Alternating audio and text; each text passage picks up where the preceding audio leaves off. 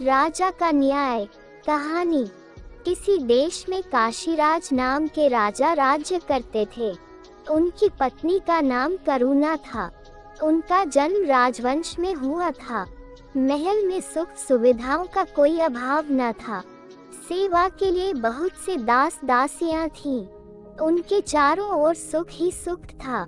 दुख क्या होता है, इस बात को वे जानती ही नहीं थी।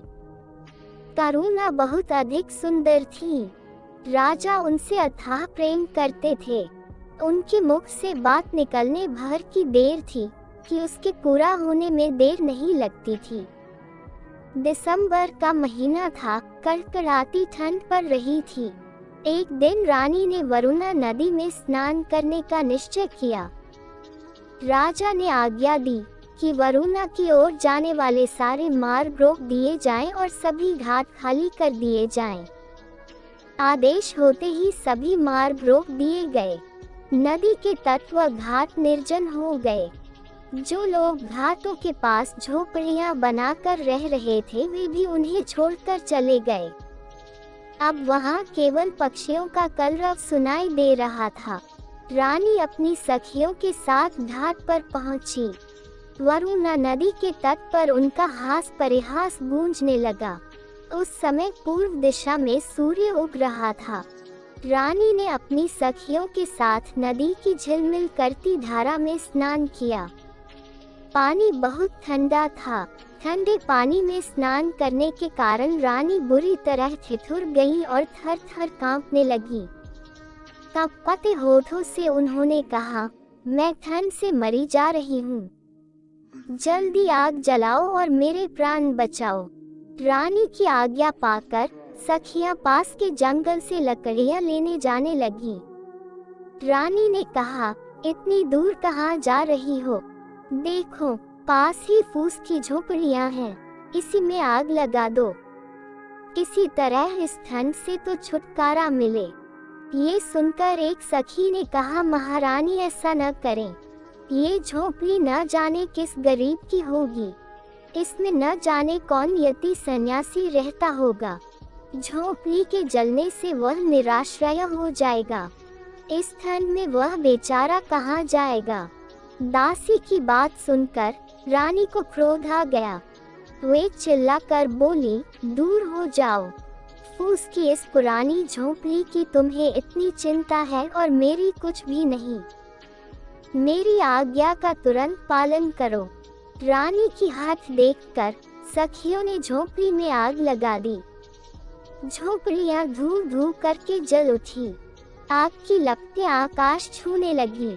नदी के किनारे खड़े पेड़ों पर बैठे हुए पक्षी कोलाहल करते हुए आकाश में उड़ गए। आग की चिंगारियां एक झोपड़ी से दूसरी झोपड़ी पर गिरने लगी। आग चारों ओर फैल गई। थोड़ी ही देर में घाट की सभी झोपड़ियां जलकर राख हो गई। ठंड से कांपती रानी को आग की लपटों की गर्मी बहुत अच्छी लगी। आग तापकर रानी अपनी सखियों के साथ हास परिहास करती हुई राजमहल में लौट आई। अगले दिन काशीराज अपनी राजसभा में न्यायासन पर बैठे ही थे कि जिनकी झोपड़ियां रानी ने जलवा दी थी वे राज दरबार में आ पहुंचे। रोते हुए रुंधे गले से उन्होंने राजा से अपनी दुख भरी कहानी सुनाई। अपनी प्रजा की बातें सुनकर राजा का सिर लज्जा से झुक गया। उनका चेहरा क्रोध से तमतमा उठा। वे सभा से उठकर एकदम राजमहल में चले गए। रोषपूर्ण स्वर में राजा ने कहा, रानी, तुमने निर्दोष दीन दुखियों के घर जला दिए। ये तुम्हारा कैसा राजधर्म है? ये सुनते ही रानी रूठकर बोली, उन फूस की पुरानी टूटी फूटी झोपड़ियों को आप घर कह रहे हैं? उनके न रहने से किसी को क्या हानि हो सकती है? और अगर होगी भी तो कितनी? अपनी रानी के एक क्षण के प्रमोद के लिए तो लोग न जाने कितना धन खर्च कर डालते हैं और आप घास फूस की झोपड़ियों के लिए इतना क्रोध कर रहे हैं। राजा ने दासियों को रानी के सभी राजसी वस्त्र व आभूषण उतारने व भिखारिन के कपड़े पहनाने को कहा। राजा की आज्ञा से दासियों ने महारानी के राजसी वस्त्र और आभूषण उतार लिए और भिखारिन के कपड़े पहना दिए। रानी को राजमहल से बाहर ले जाकर राजा ने कहा, जाओ दीन होकर घर घर भीख मांगो। तुमने अपने एक क्षण के सुख के लिए जिन गरीब लोगों की झोपड़ियों को जला दिया था, तुम्हें उन्हें बनवाना होगा।